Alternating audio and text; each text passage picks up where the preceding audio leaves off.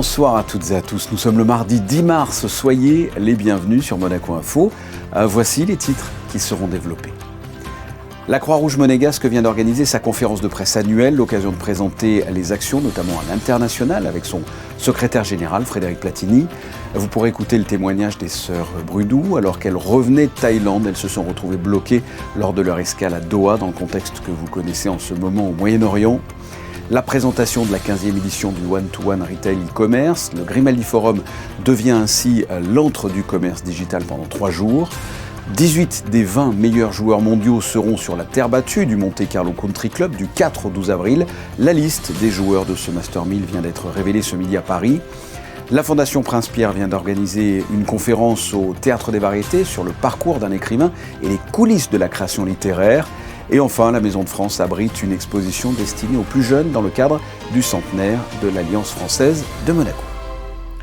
Que ce soit à l'international, que ce soit du secourisme ou de l'action sociale, la Croix-Rouge monégasque est depuis 1948 sur tous les fronts. Le secrétaire général a organisé sa conférence de presse annuelle pour faire le bilan de l'année écoulée et présenter les perspectives d'avenir. Et il est avec nous ce soir. Frédéric Platini, bonsoir. Et bonsoir. Vous venez de donner une conférence de presse aujourd'hui, c'était l'occasion de faire le bilan de l'année écoulée. On va commencer par ça. Quelles ont été les grandes actions menées par la Croix-Rouge monégasque en 2025 ? Très clairement, 2025, ça a été une année très internationale pour la Croix-Rouge monégasque, avec l'accueil en principauté de plus de 50 sociétés nationales européennes, mais également avec le positionnement de la Croix-Rouge monégasque sur des sujets qui n'étaient pas naturellement les nôtres, et notamment notre positionnement aujourd'hui en Palestine avec d'autres sociétés nationales. Alors justement, j'imagine que vous êtes particulièrement concerné et mobilisé comme ça à l'international avec ce contexte. Vous l'avez dit, la Palestine, il y a l'Ukraine, il y a maintenant le Moyen-Orient qui s'embrase. Vous agissez dans ces zones-là ? Alors, on a toujours répondu aux appels lancés par la fédération LCICR, donc Fédération Catastrophes Naturelles. On a même eu des activités en Iran suite au tremblement de terre, et CICR sur les situations de conflit. Ce qui est nouveau, c'est que la Croix-Rouge monégasque se déploie sur des terrains plus conflictueux, je dirais, comme la Palestine. D'accord. On se dit d'ailleurs ces derniers temps que ça va s'améliorer. Avec le temps qui passe, ça s'empire. Vous qui travaillez dans l'humanitaire... ça doit être un constat déchirant, j'imagine.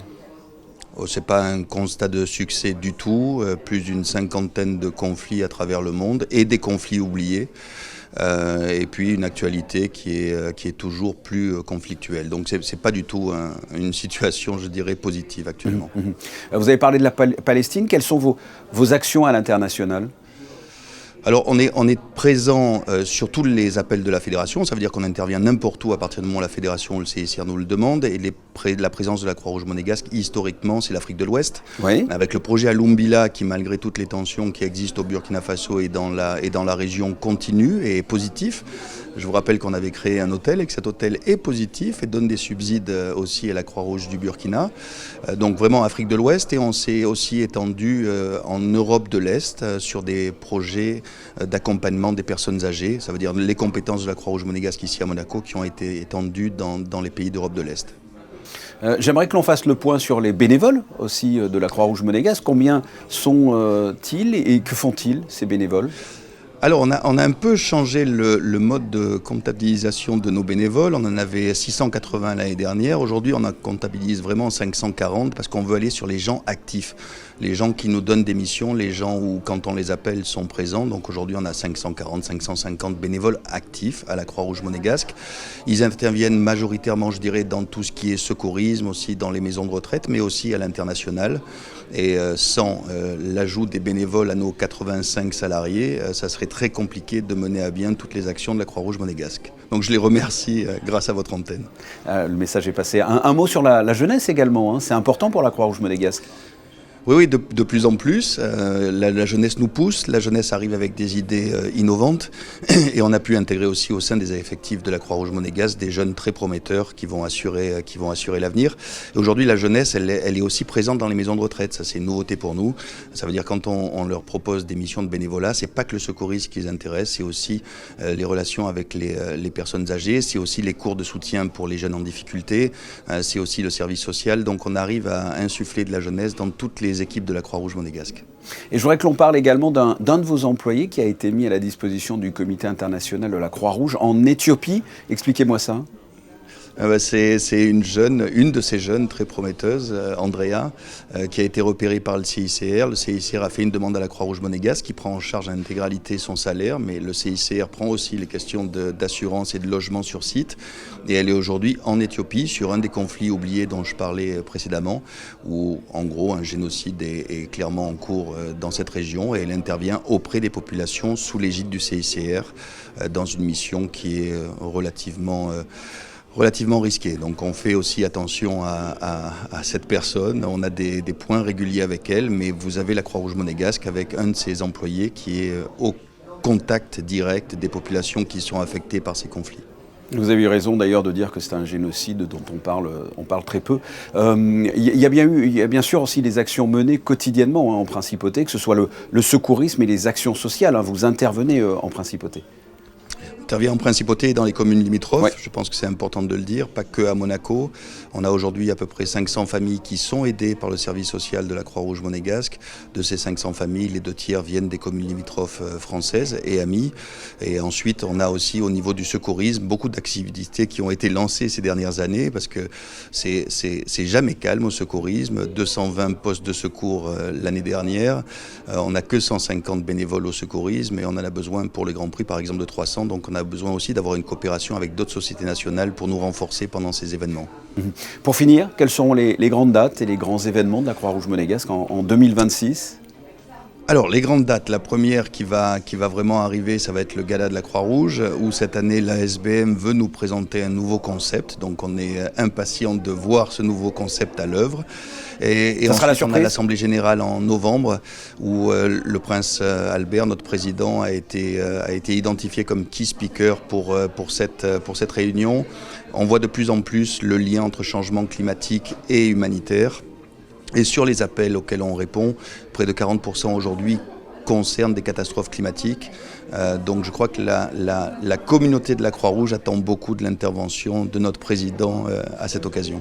Et pour le bal de la Croix-Rouge, on n'en sait pas plus, ça sera la surprise, c'est ça ? Et il faut toujours faire des surprises. Bon, on reviendra vous en parler. Frédéric Platini, merci d'avoir répondu à mes questions. Un grand merci Fabien. La Croix-Rouge internationale particulièrement sollicitée, on l'a dit, avec le conflit qui semble s'enliser au Moyen-Orient. Tous les ressortissants monégasques sont rentrés en principauté, nous vous en avons parlé dans l'édition précédente. Et nous voulions ce soir donner la parole à deux sœurs qui ont vécu une aventure incroyable, mais dont elles se seraient passées. Elles revenaient de Thaïlande et elles devaient faire une escale à Doha. Et c'est là que commence le périple qu'elles nous racontent au micro de Frédéric Hélion. On devait rentrer donc samedi 28 à 13h à Nice. Et on n'est arrivé que dimanche, avant-hier, à 10h. On a pris l'avion, on avait une correspondance à Doha, donc on a fait Bangkok-Doha.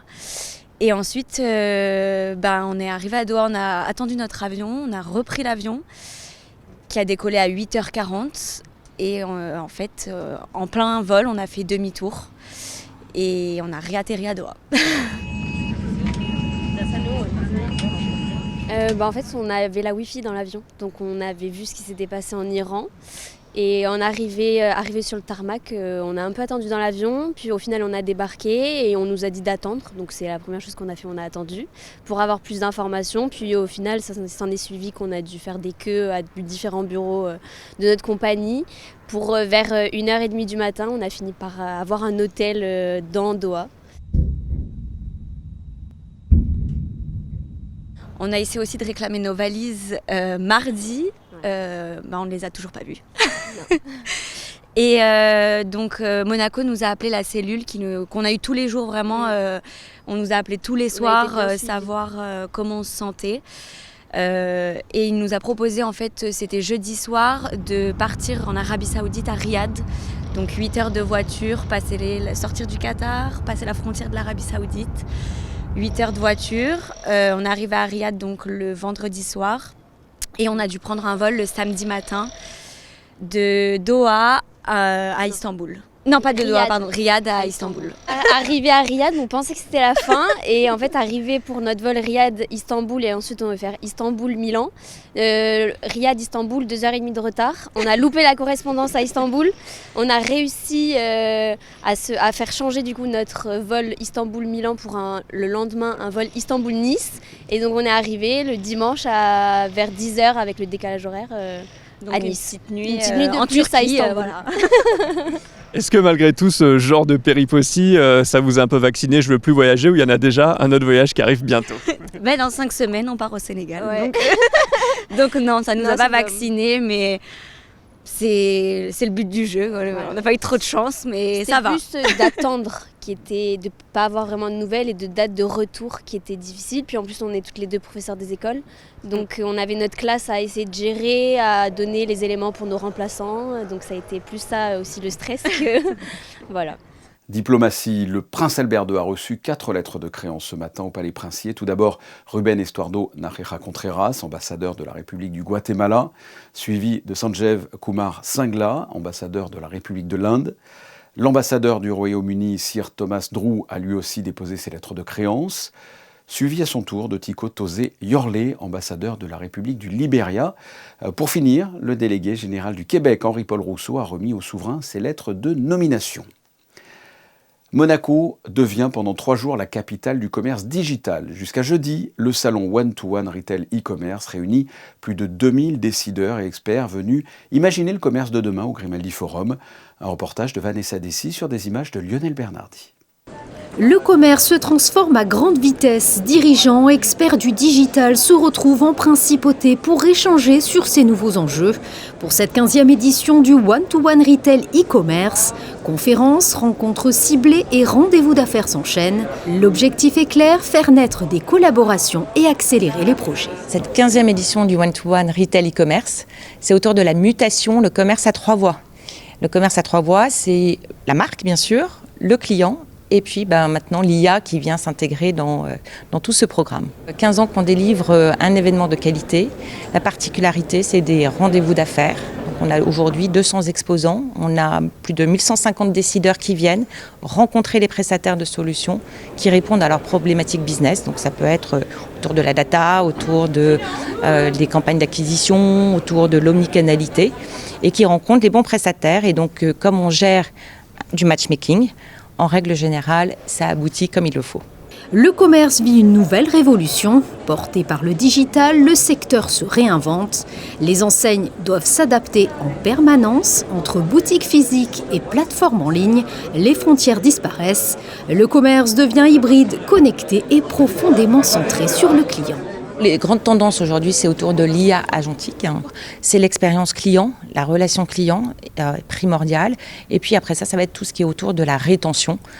Puisque acquérir un client, c'est très bien, mais il faut apporter tout le service derrière pour le fidéliser. Ici, on a à la fois des retailers qui ont des boutiques, un certain nombre de boutiques. On a des marques, ce qu'on appelle des DNVB, qui sont nées par Internet et qui vivent au travers des réseaux sociaux, mais qui se placent aujourd'hui aussi dans un réseau physique.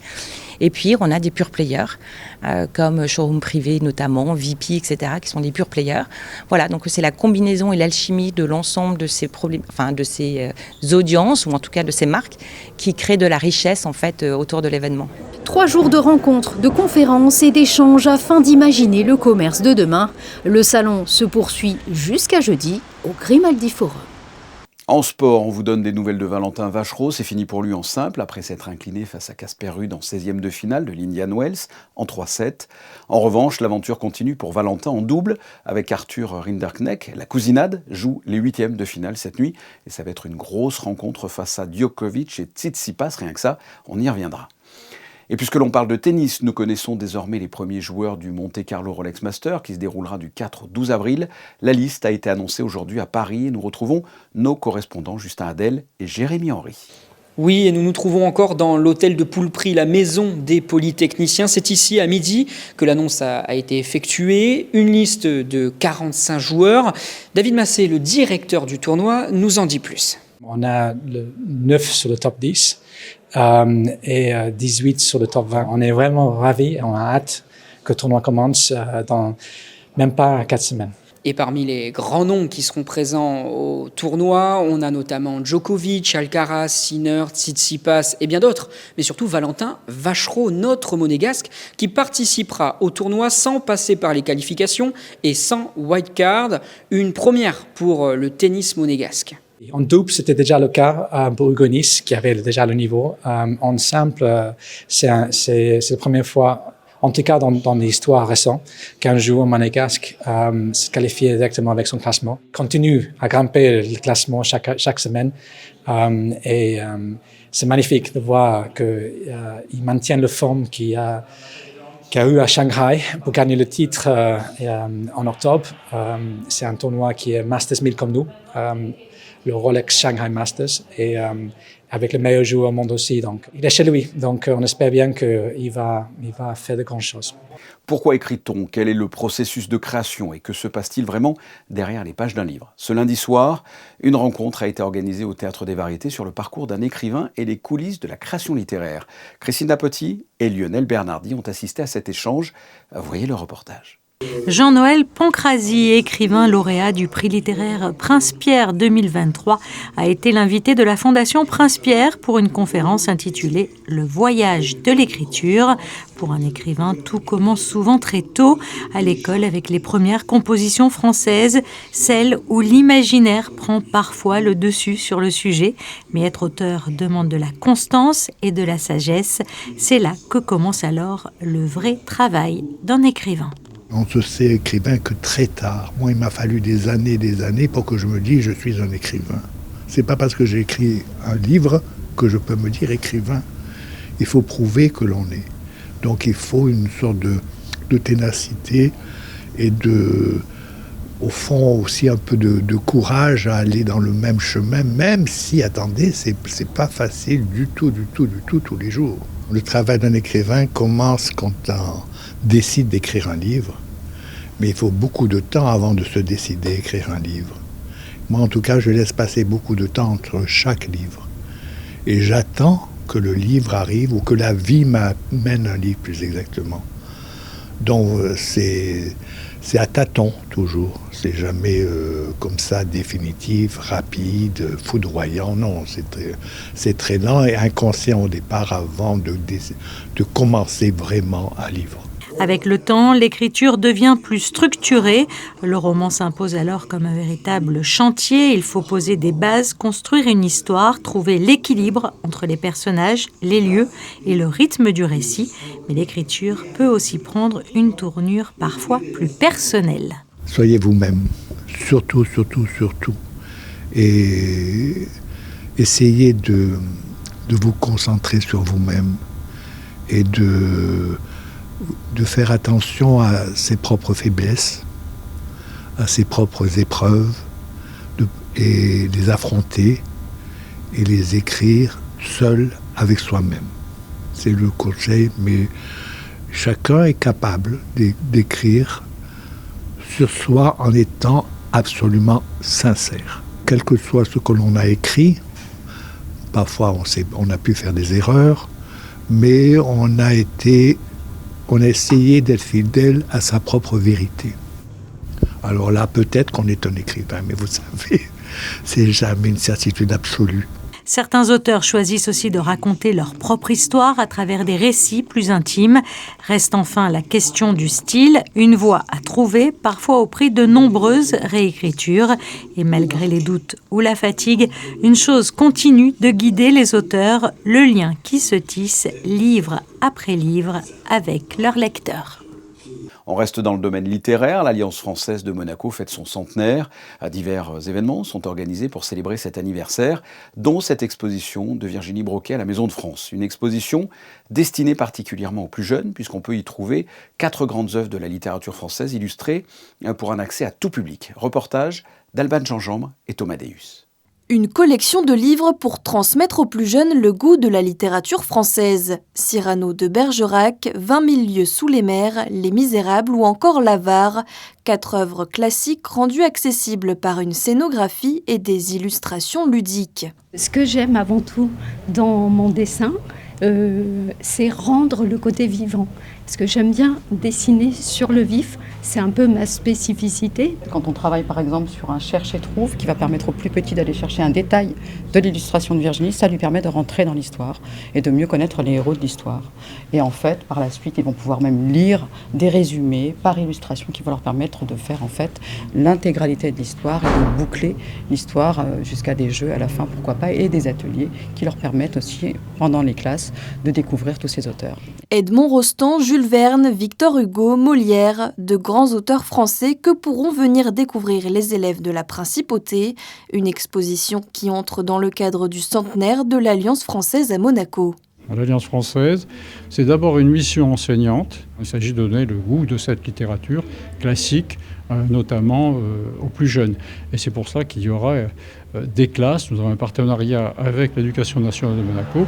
Il y aura des visites de classe et notre directrice, Mila De Gregorio, les prendra en charge pour leur faire des ateliers à partir de livrets que nous avons conçus. En marge de cette exposition, une dizaine d'événements est organisée tout au long de l'année pour célébrer le centenaire de l'Alliance française à Monaco.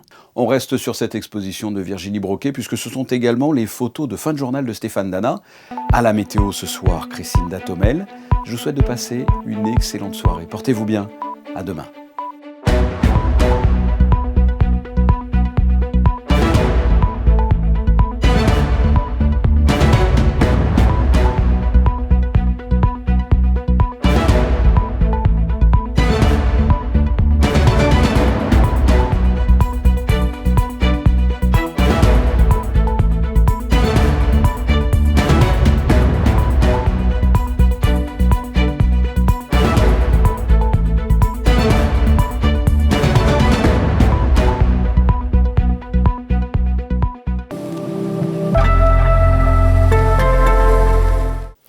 Bonsoir et bienvenue pour votre météo sur Monaco Info. La journée débutera demain sous un beau soleil sur Monaco ce mercredi. L'après-midi, par contre, le ciel deviendra un peu plus variable avec de nombreux passages nuageux. Les températures seront comprises entre 9 et 15 degrés. Et puis concernant la météo de l'eau, les sources de Monaco couvrent 25 à 50% de notre consommation. Côté éphéméride, nous fêterons les rosines, un prénom dérivé de la rose, symbole de beauté et de délicatesse depuis des siècles.